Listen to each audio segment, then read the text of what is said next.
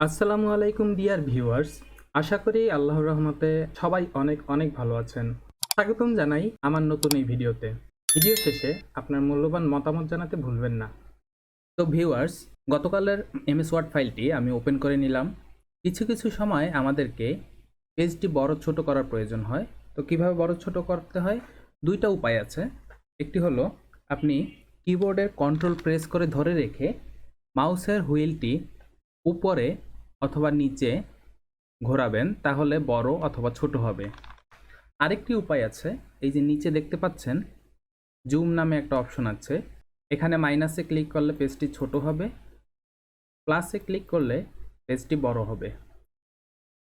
এবার আসি কিভাবে পেজ নাম্বার দিতে হয়।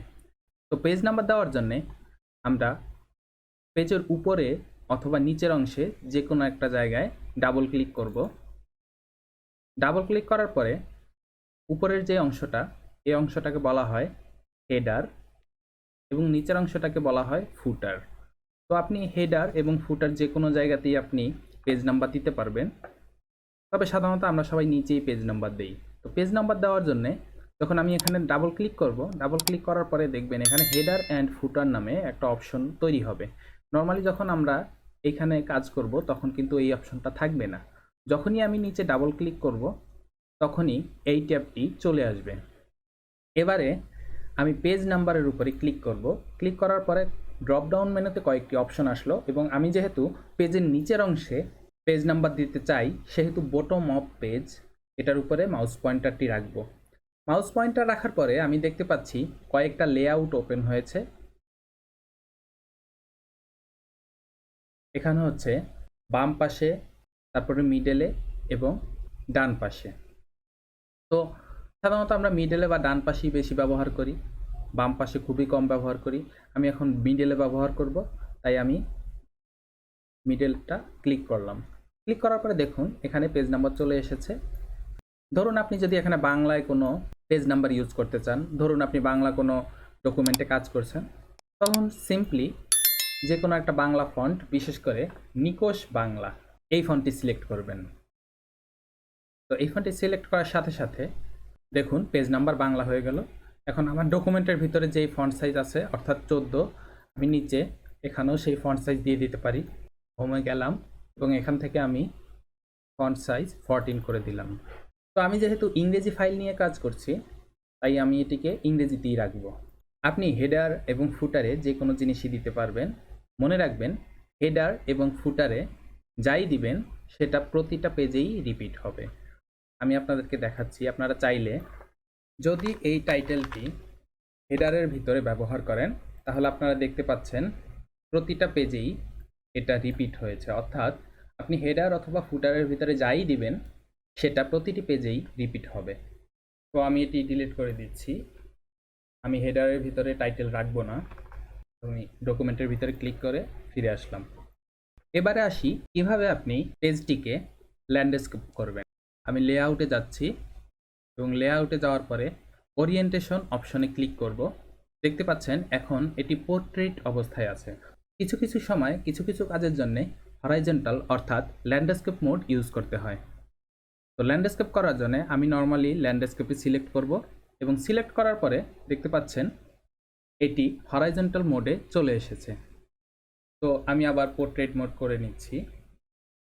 আমরা অনেক সময়ই প্রথম পেজে পেজ নাম্বারটি রাখতে চাই না, সেক্ষেত্রে প্রথম পেজে পেজ নাম্বার না রেখে বাকি সব পেজে আমরা পেজ নাম্বার কিভাবে রাখবো, সেটা করার জন্যে আমরা আগের মতোই ফুটারে ক্লিক করব এবং এখানে ফুটারে ক্লিক করার পরে আগের মতোই হেডার এবং ফুটার ট্যাব চলে আসবে। এখান থেকে ডিফারেন্ট ফার্স্ট পেজ এটা সিলেক্ট করার পরে দেখবেন এখানে নিচে যে পেজ নাম্বার ছিল সেটা চলে গেছে, অথচ বাকি পেজে পেজ নাম্বার রয়েছে। তো আরেকটা নতুন জিনিস শিখি, সেটা হলো আমাদেরকে মাঝে মাঝে গণিতের কিছু ফর্মুলা লিখতে হয়, অর্থাৎ গণিতের যে সূত্রগুলো আছে ওইগুলো লিখতে হয়। যেমন a minus B whole square, A square minus B square, এই জাতীয় অনেক ধরনের সূত্র লিখতে হয়। তো সেইটা কিভাবে লিখব, তো আমি নর্মালি আগে একটা সূত্র লিখে নেই। কোনো স্কোয়ার থাকবে না, কিছু থাকবে না, নর্মালি আমি সূত্রটা লিখে নিব, তারপরে আমি কিভাবে স্কোয়ার করবেন সেটা দেখিয়ে দিব। তো দেখতে পাচ্ছেন এইখানে স্কোয়ারগুলো কিন্তু ঠিক নেই।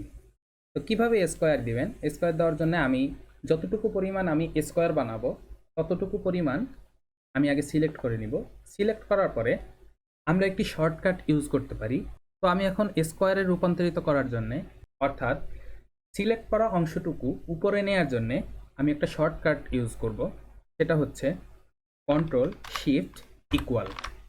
এছাড়া আরেকটি অপশন আছে, সেটা হলো এই যে উপরে দেখতে পাচ্ছেন সাবস্ক্রিপ্ট, সাবস্ক্রিপ্টে ক্লিক করব। অনেক সময় আমাদের বিভিন্ন রসায়নের সংকেত লেখার প্রয়োজন হয়, যেমন H2O, তারপরে কার্বন ডাই অক্সাইড CO2, এই ধরনের আরও নানা ধরনের রসায়নের সংকেত লেখার প্রয়োজন হয়। তো সেগুলো কিভাবে লিখবেন? সেগুলো লেখার জন্যে আমি প্রথমে পানির সংকেতটি লিখে নেই, H2O। তো এখন আমি যে অংশটুকু নিচে নিয়ে যাব সেই অংশটুকু সিলেক্ট করব। সিলেক্ট করার পরে আপনি নর্মালি কন্ট্রোল এবং ইকুয়াল ক্লিক করবেন। অথবা আরও একটি সিস্টেম আছে, সেটি হচ্ছে আপনি যে অংশটুকু নিচে নিয়ে যাবেন সেটুকু সিলেক্ট করার পরে আপনি সাবস্ক্রিপ্ট নামে একটা অপশন আছে উপরে, এই অপশনটি আপনি হোম ট্যাবে পেয়ে যাবেন। সাবস্ক্রিপ্ট আমি এখানে ক্লিক করলেও এটি হয়ে যাবে, H2SO4 কন্ট্রোল ইকুয়াল। তো আমি এখন এতক্ষণ যা কাজ করলাম তা আমি সেভ করে নিই। সেভ করার জন্যে এইখানে ক্লিক করতে হবে, অথবা কন্ট্রোল এস, কন্ট্রোল চেপে ধরে এস ক্লিক করলেই আপনার ডকুমেন্টটি সেভ হয়ে যাবে। তো এই ছিল আজকের পর্ব। আশা করি নেক্সট ভিডিওতে আপনাদের সাথে আবার দেখা হবে। সে পর্যন্ত ভালো থাকবেন, সুস্থ থাকবেন এবং বেশি বেশি প্র্যাকটিস করবেন। সবার জন্য শুভকামনা রইল। আল্লাহ হাফেজ।